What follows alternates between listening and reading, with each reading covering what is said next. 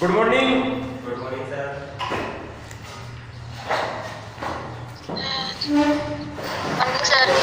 Question number 8 तो कल हो गया था। क्वेश्चन नंबर 90 की बात करता हूँ। सबसे पहले एक बेलन की ऊंचाई और त्रिज्या ऑलरेडी आपको बनी बनाई दे रखी है।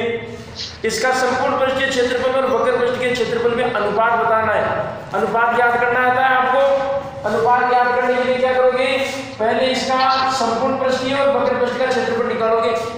आपको वक्र पृष्ठ का क्षेत्रफल अनुपात संपूर्ण पृष्ठ क्षेत्रफल, उसका आपको अनुपात आपको ज्ञात करना है। अगर कोई करते हैं तो काट देना उन राशियों को, जब तक वो करते जा रहे हैं तब तक तो बाकी जो लास्ट का जो अभाज्य संख्या बच जाएगी वो आपका अनुपात हो जाएगा। आप अनुपात समानुपात बढ़ गए हैं छोटी क्लास में, तो इसमें कोई डाउट पड़े कोई बात है नहीं। क्वेश्चन नंबर 10वां देखिए आप। 20 मीटर गहरा और 7 मीटर व्यास का एक कुआं खोदा गया। सोचने की बात नहीं है कि कुआं बेलनाकार किस श्रेणी में आता है। कुआं किसकी श्रेणी में आता है, बेलनाकार। नॉर्मली गांव के अंदर जो कुएं होते थे कुएं बेलनाकार रूप से खोदे जाते हैं। अच्छा, कई कुएं चौकोरी भी होते हैं। आप अपने राजस्थान के अंदर बाड़मेर इलाके में, पाली इलाके में जाओ, आपको चौकोर तरीके के आपको कुएं मिलेंगे। आपको 4 कोनों के आधार पर चौकोर तरीके के। अब उस बात क्या माने, उसको आपको आयताकार जैसे निकालनी पड़ती है। जो गहराई होती है उसको तो लंबाई और ऊपर से चौड़ाई और इसकी ऊंचाई है कि नहीं। तो 20 मीटर गहरा और 7 मीटर व्यास। 7 मीटर व्यास, व्यास की आधी त्रिज्या, आपको त्रिज्या बनानी पड़ेगी। 7 के अंदर 2 का भाग दे लेंगे या 7 का भाग 2 रख लेंगे, ये भी बात है। 7 मीटर व्यास का एक कुआं खोदा गया। अच्छा, कुआं खोदने पर मिट्टी निकली। उस मिट्टी से क्या किया, एक चबूतरा बनाया। इससे निकली मिट्टी से 22 मीटर बाई 14 मीटर माप का एक चबूतरा बनाया गया। और चबूतरा होता है घनाभाकार। चबूतरा कैसा होता है, घनाभाकार। उस बेलनाकार कुएं से मिट्टी निकाली और मिट्टी निकाल करके उसे उस मिट्टी जो निकली थी उसे चबूतरा बना दिया घनाभाकार का। घनाभ की लंबाई और चौड़ाई तो दे दी और परसेंट में उसकी ऊंचाई पूछ रहा है। परसेंट में उसकी ऊंचाई पूछ रहा है। तो आओ इस सवाल को मैं थोड़ा सा हल करने की कोशिश करता हूँ। 2 मिनट का समय लगेगा। आपको देखिए, बेलनाकार जो कुआं है, बेलनाकार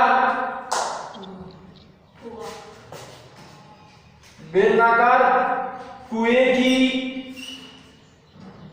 आपको गहराई दे रखी है। यहां पर गहराई का मतलब यहां पर ऊंचाई मानी जाएगी एक तरीके से। आप उसको ऊंचाई कर दो चाहे गहराई कर दो, बात ही नहीं है।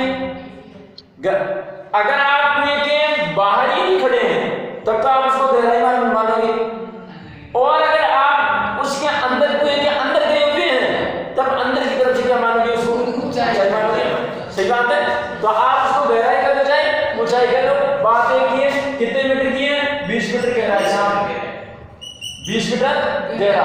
और क्या कहा, इस कुएं का आपको व्यास दे रखा है, उस बेलनाकार का व्यास 7 मीटर का। हाँ, तो त्रिज्या बना लो इसको, त्रिज्या बराबर 7/2 मीटर। काटो मत, ये बाद में पड़ जाएगा तो ऑटोमेटिक। अगर आप 3.5 लिखना चाहते हैं तो 3.5 भी लिख सकते हैं। आपको 10 बंदों का गुणा करना आना चाहिए। ठीक है साहब, आगे चलिए। इससे निकाली गई मिट्टी से चबूतरा बनाया गया है, और चबूतरा होता है घनाभाकार। और चबूतरे की माप दे दी है आपको 22 मीटर बाई 14 मीटर, यानी लंबाई और चौड़ाई दे रखी है।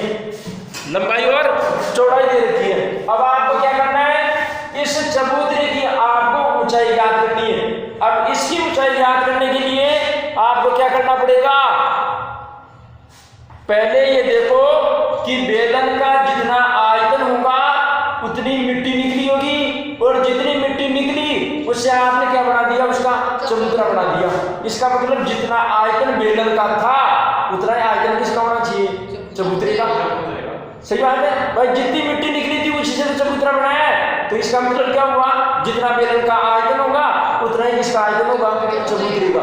सीधी सी बात है, इसमें कोई दोहराने वाली कोई बात नहीं है। अच्छा, एक बात बताइए, इस चौक का जितना आयतन होगा उससे अगर मैं कुछ भी कोई आकृति और बनाऊं, मैंने इसको पिघला करके गोलाकार बना दिया या उसको और कुछ बना दिया, लेकिन उस बेलनाकार चौक का आयतन और नई बनाई गई आकृति का आयतन नहीं है। तो एक काम करते हैं, पहले अगर मैं बेलन का आयतन निकाल लूं, कुएं से निकाली गई मिट्टी का आयतन निकाल लूं, तो चबूतरे का आयतन के बराबर हो जाएगा। तो पहले बेलनाकार कुएं का आयतन निकालो और निकलने वाली मिट्टी का आयतन आएगा। तो कुएं से निकलने वाली मिट्टी का आयतन, जो कि बेलनाकार है कुआं, और बेलन का आयतन होता है पाई आर स्क्वायर एच। सूत्र याद होनी चाहिए साहब, पाई आर स्क्वायर एच। ये अभी ऑनलाइन जितने बैठे हैं, सूत्र किस किस को याद है, एक बार आप हाथ खड़े करें। अभी निकलने वाली मिट्टी का आपको आयतन याद करना है, पाई आर स्क्वायर एच। ठीक साहब, पाई का मान अपने को 22/7 लेना है, त्रिज्या 7/2 थी, तो 7/2/7/2 गुना ऊंचाई ऑलरेडी दे रखी है आपको 20 सेंटीमीटर की, सॉरी 20 मीटर की। सही बात है। मिट्टी का आयतन आएगा 7 से 7 कट गए, इधर 11 और इधर 10। सही, 11 × 7 × 10 बराबर 770 मीटर क्यूब गुणा हो गया भाई। 11 7 77 और 77 को 10 से गुणा करूंगा 770। सही बात है। ये कैलकुलेशन शब्द को बढ़ानी पड़ेगी आपको।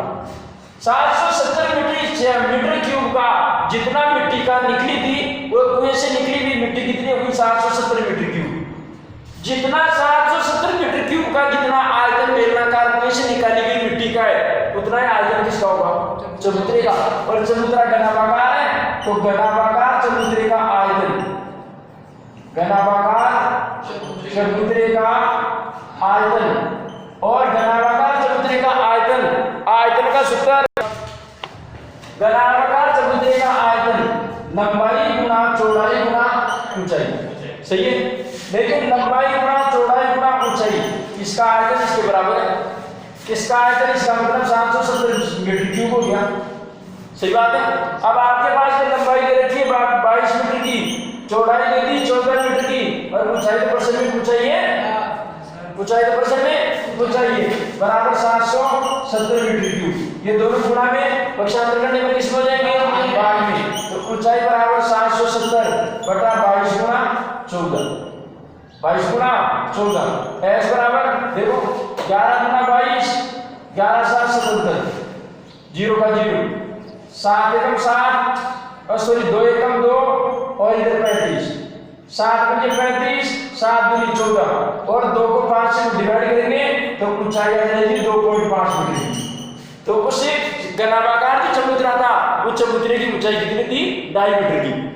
कितने की थी, 2.5 मीटर की। सही है साहब। आगे चलिए, अगला सवाल देखिए, 10वें के बाद 11वां सवाल आपको खुद को करना है। ऑलरेडी आपको बर्तन में पानी भरा जा सकता है, किसी पात्र में रखा हुआ कोई द्रवित पदार्थ आयतन की श्रेणी में आता है, क्योंकि पानी स्थान घेरता है। पानी क्या करता है, स्थान घेरता है। तो इसका मतलब क्या हुआ, वो स्थान घेरने वाला जो आयतन है वो 30,800 सेंटीमीटर क्यूब दे रखा है। तो बेलन का आयतन पाई आर स्क्वायर बराबर पाई आर स्क्वायर एच बराबर 30,800। आपको भीतरी त्रिज्या दे रखी है, त्रिज्या से ऊंचाई याद करो। पहले क्या याद करेंगे, ऊंचाई याद करेंगे इस आयतन से, और ऊंचाई याद करने के बाद इसका भीतरी वक्र पृष्ठ का क्षेत्रफल याद करना है, और वक्र पृष्ठ का क्षेत्रफल होता है 2πRh। 2πRh। तो आपको इससे आपको पहले त्रिज्या दे रखी है, उस त्रिज्या की सहायता से आयतन का सूत्र लगा करके आपको ऊंचाई याद करनी है। जैसे ही ऊंचाई आएगी आपको वक्र पृष्ठ का क्षेत्रफल का सूत्र लगा देना है, सवाल हल हो जाएगा। क्वेश्चन नंबर 12 देखिए आप, ये बोर्ड के लिहाज से भी ठीक है और बहुत ही बढ़िया क्वेश्चन है बोर्ड के लिहाज से। तो क्वेश्चन नंबर 12 देखिए, 11 देखिए, क्वेश्चन नंबर 12 देखिए क्या कहता है। ये बोर्ड के लिहाज से ठीक ही है और शानदार प्रश्न है। एक खोखले बेलन की मोटाई 2 सेंटीमीटर है। आपको खोखले बेलन के बारे में सवाल ही पहला यह है, खोखले बेलन की आपको मोटाई दे रखी है, और मोटाई कितने सेंटीमीटर की थी, 2 सेंटीमीटर की। आपको इसका भीतरी भीतरी व्यास दिया कितने सेंटीमीटर का, 14 सेंटीमीटर का। और इसकी ऊंचाई दी आपको कितने सेंटीमीटर की, 26 सेंटीमीटर की। बेलन के दोनों सिरे आपस में खुले हुए हैं। खोखले बेलन का आपको संपूर्ण पृष्ठीय क्षेत्रफल क्या करना है, ज्ञात करना है। तो खोखले बेलन का संपूर्ण पृष्ठीय क्षेत्रफल ज्ञात करना है इसका। देखिए साहब, एक बार आप इधर ध्यान दें, ये खोखला बेलन कैसा है, पहले बात तो ये देखिए, ये खोखला बेलन पहले से ही खुला हुआ है दोनों तरफ से। आप मेरी बोर्ड की तरफ आप ध्यान देंगे, खोखला बेलन पहले से दोनों तरफ से खुला हुआ है। दोनों तरफ से क्या किया हुआ है, खुला हुआ है। इस प्रकार से ये खोखला बेलन है, इस प्रकार से ये खोखला बेलन है। खोखले बेलन का ये भीतरी व्यास 14 सेंटीमीटर का है। आपको भीतरी व्यास का मतलब आपको ये वाला व्यास दे रखा है अंदर वाले बेलन का, सही बात है। और आपको 14 सेंटीमीटर का व्यास दे रखा है, सही भाई साहब। ये तो अंदर वाले बेलन की आयतन आया, खोखले बेलन के अंदर ये बाहर वाला जो वृत्त बच गया है उसका या तो व्यास और या फिर उसकी त्रिज्या, दोनों में से एक काम करना पड़ेगा। लेकिन इतना वैसे है कि आपको इस लोहे की जो मोटाई है वो लोहे की मोटाई दे रखा है आपको।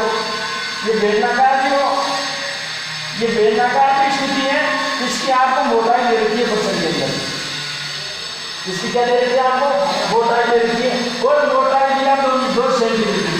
तो एक काम करता हूँ, ये बाहर वाला अंदर वाले जो बेलन है, अंदर वाला आधार है, उस आधार की जो मैं पहले त्रिज्या निकाल लूँ और त्रिज्या में ये 2 सेंटीमीटर अगर जोड़ दूँ तो बाहर वाले जो बेलन है उस बेलन का क्या आ जाएगा, त्रिज्या आ जाएगी।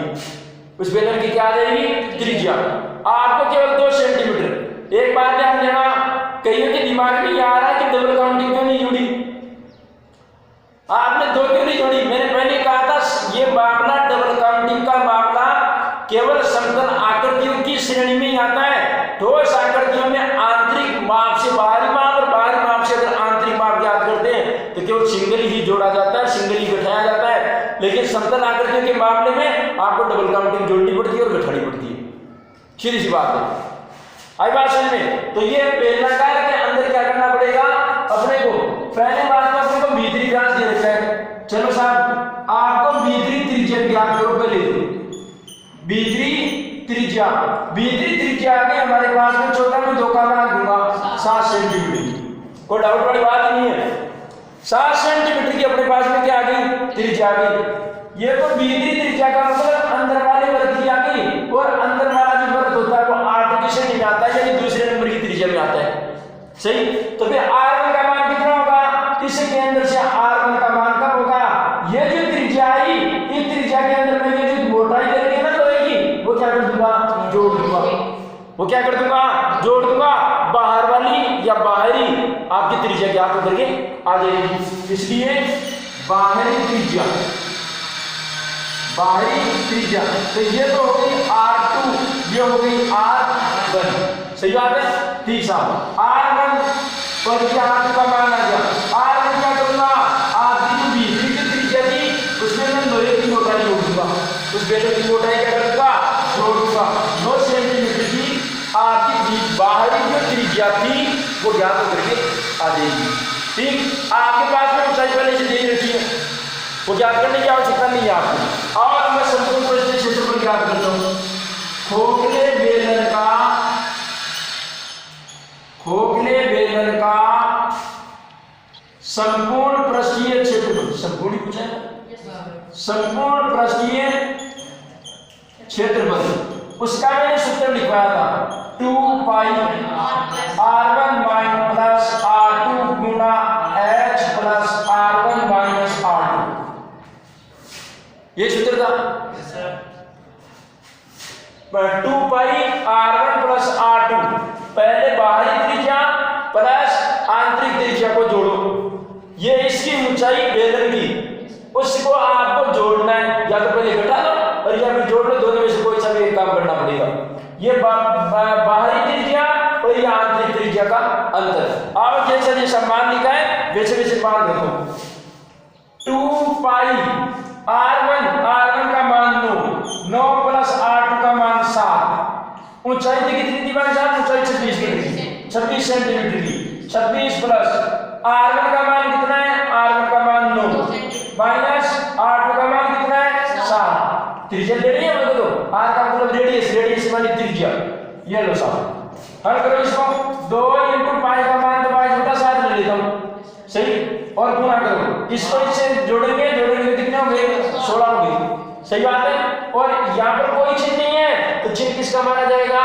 गुणा। दोनों ब्रैकेट के मध्य अगर किसी का भी चिन्ह नहीं हो तो उसको काय का चिन्ह माना जाता है? गुणा का। ये लो साहब, गुणा का चिन्ह बांध दिया। 26 प्लस 9 में से पहले 2 उठाओ, 9 में से 7 उठाओ, 2 बच गए। कितने बच गए? 2। हल करेंगे साहब, 2 × 22/7 गुणा 16 गुणा 28। कितने? 28। 7 एकम 7, 7 चौक 28, सही है। 22 × 44, 22 × 44, 16 चौक 64, 16 चौक 64, सही बात है। अब 64 को आपको 44 से क्या करना है? गुणा करना है। तो एक काम करो, 64 को कैसे लिख सकता हूँ? 60 + 4 + 44 गुणा कर लो। 6 चौका 24, 24 × 26, 4 चौक 16 और 1 17, 4 चौक 16 जोड़ लो भाई साहब, कितने हो गए? 2 8 1 6 28 16 सेंटीमीटर क्यूब का, सेंटीमीटर स्क्वायर का उसका क्षेत्रफल आएगा। उसका क्षेत्रफल कितना? 28 16 सेंटीमीटर स्क्वायर का उसका क्षेत्रफल आएगा। खोखले बेलन का संपूर्ण पृष्ठीय क्षेत्रफल, खोखले बेलन का संपूर्ण पृष्ठीय क्षेत्रफल।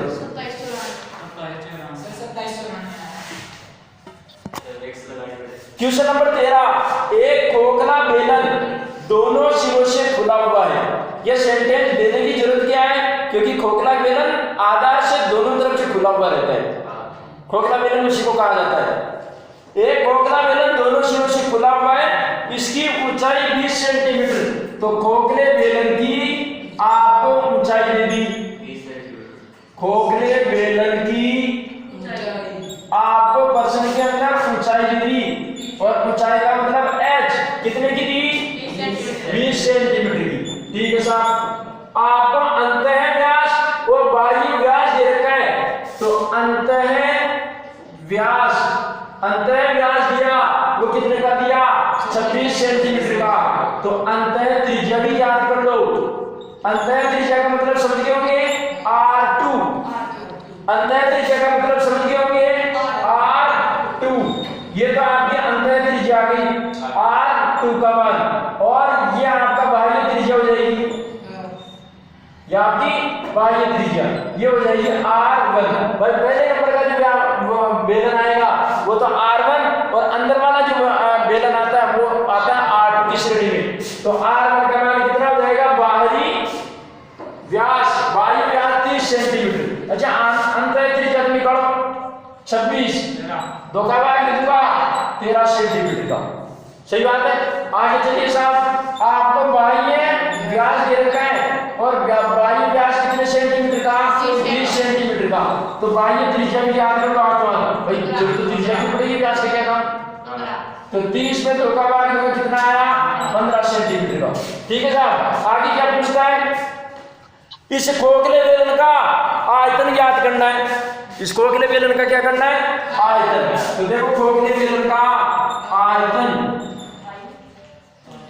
खोखले बेलन का आयतन, और खोखले बेलन का आयतन होता है pi R1 square minus R2 square गुना ऊंचाई, सही है, या पाई h R1 का स्क्वायर और R2 का स्क्वायर।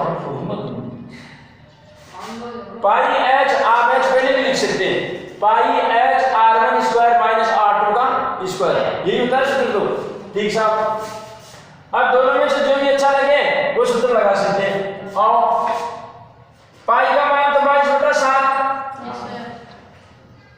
गुणा R1 का मतलब 15, R1 का मतलब 15, तो ये हो गई R1। तो R1 का मतलब 15 का होल स्क्वायर माइनस 13 का होल स्क्वायर गुणा ऊंचाई कितनी है 20 तो गुणा 20 आगे करो साहब इसको 22/7 गुणा अच्छा 15 को 15 से 15 225 15 225 माइनस 13 169 सही और ऊंचाई 20 सेंटीमीटर की गुणा 20 दांत निकाल रहे 22/7 गुणा अब इसको बैठाओ साहब घटाएंगे तो कितने बचेंगे इधर तो 6 बच गए इधर 5 बच गए 56 सही बात है और गुणा 20 सही बात है 7 एकम 7 7 वाट 56 भाई पहाड़ी तो आते होंगे इतने से तो काटा नहीं कर सकते अब इसको गुणा करो साहब तो 22 गुणा 8 गुणा 20 22 को गुणा 8 दूनी 16 और 1 17 8 दूनी 16 20 अब गुणा करो 17 दूना 34 और 1 35 6 दूनी 12 3520 सेंटीमीटर क्यूब का उसका आयतन हो जाएगा 3520 सेंटीमीटर क्यूब का उसका क्या हो जाएगा आयतन कल देखेंगे अगली जो प्रश्नावली है वो कल देखेंगे उसका आयतन और उसके सूत्र धन्यवाद।